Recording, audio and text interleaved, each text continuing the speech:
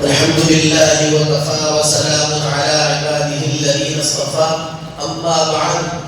أعوذ بالله من الشيطان الرجيم بسم الله الرحمن الرحيم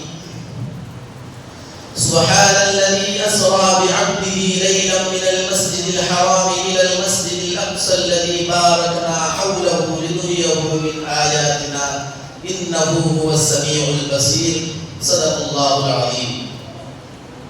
جناب صدر اور معزز سامعین کرام، قرائے ارض کا چپا چپا اور تاریخ عالم کا گوشہ گوشہ اس حقیقت پر شاہد ہے کہ حق و باطل کا تصادم ہر دور میں رہا ہے، اور جب کبھی کفر کی گھنگور گھٹائیں عالم اسلام پر چھانے لگی اور جبر و تشدد کی تیز و تند آندیاں اسلامی ایوانوں میں پھیلنے لگی اور دشمنان اسلام کی دغا بازیاں جہنم کے شعلوں کے مانند بھڑکنے لگی اور اسلام کی راہ میں سنگ گرا بن کر حائل ہو پڑے، تو چشم فلک نے بارہا یہ منظر دیکھا کہ جب کبھی باطل نے حق کو چیلنج کیا تو شیران اسلام کی ایک جماعت نے آگے بڑھ کر اس کے چیلنج کو قبول کیا اور بڑے بڑے جبر و تشدد کے نشے میں چور سلاطین کو گھٹنے ٹیکنے پر مجبور کر دیا۔ حضرات، عالم اسلام کو اس وقت جن قتل و غارت گری اور خون ریز مسائل کا سامنا کرنا پڑا ہے، ان میں سے ایک ستم انگیز مسئلہ مسجد اقصی اور فلسطین کا ہے،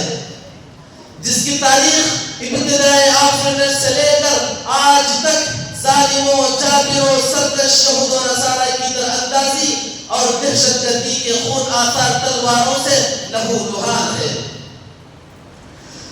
جب فرسٹ عنوان عالم اسلام کے مرکز ترکی کو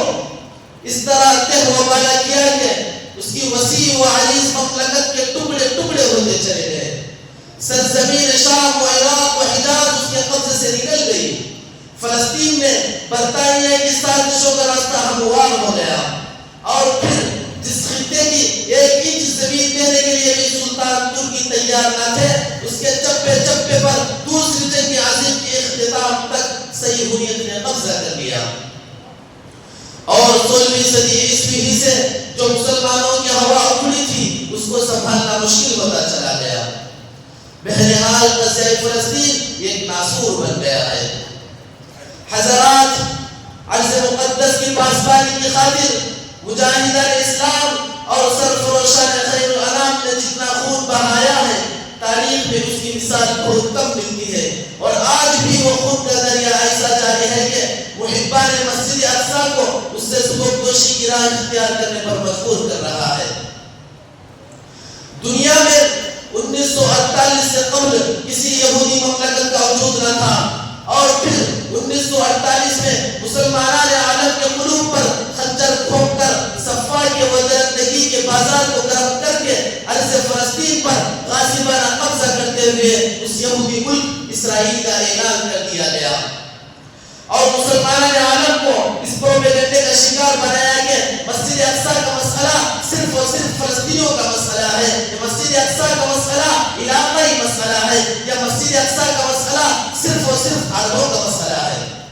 میں صاف طور پر ان مغربی حکمرانوں سے کہنا چاہتا ہوں کہ ہمارے مذہبی عقائد میں مداخلت نہ کریں، ہمارے مذہبی شعار میں مزاحمت نہ کریں، کیونکہ مسجد اقصی کا تقدس قرآن و حدیث سے ثابت ہے، اس مقام سے محبت ایمان کا جز ہے، اس مقام سے بغاوت کفر کی علامت ہے۔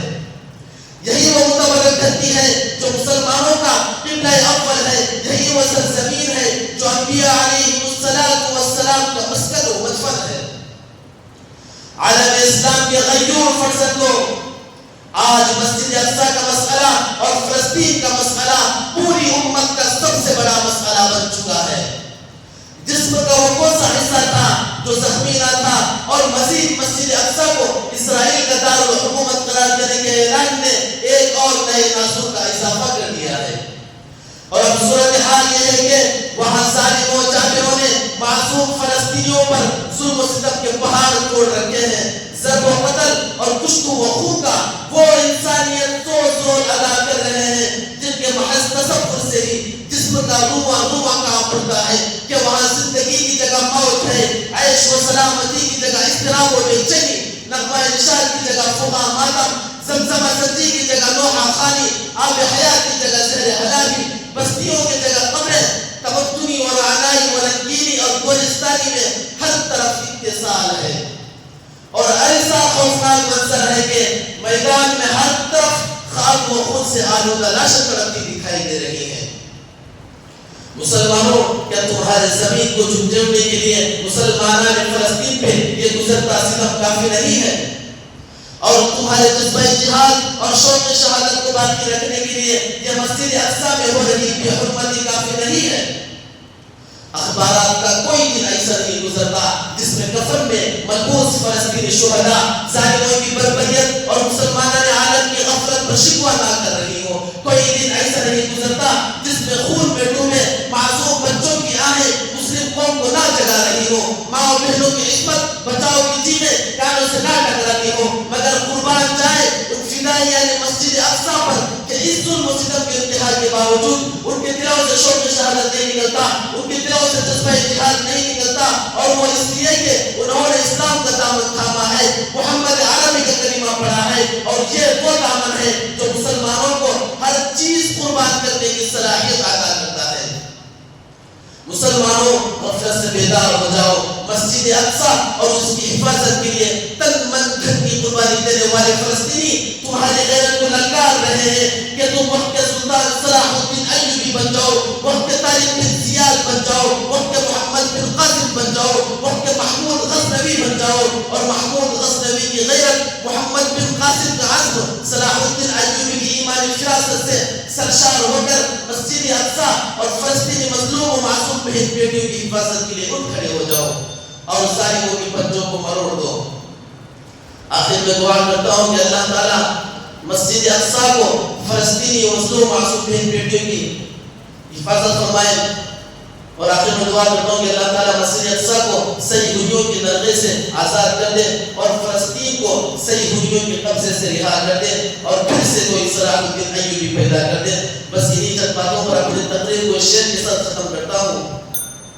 باطل کی ہو کتنی بھی طاقت، باطل کی اطاعت کیا مانے؟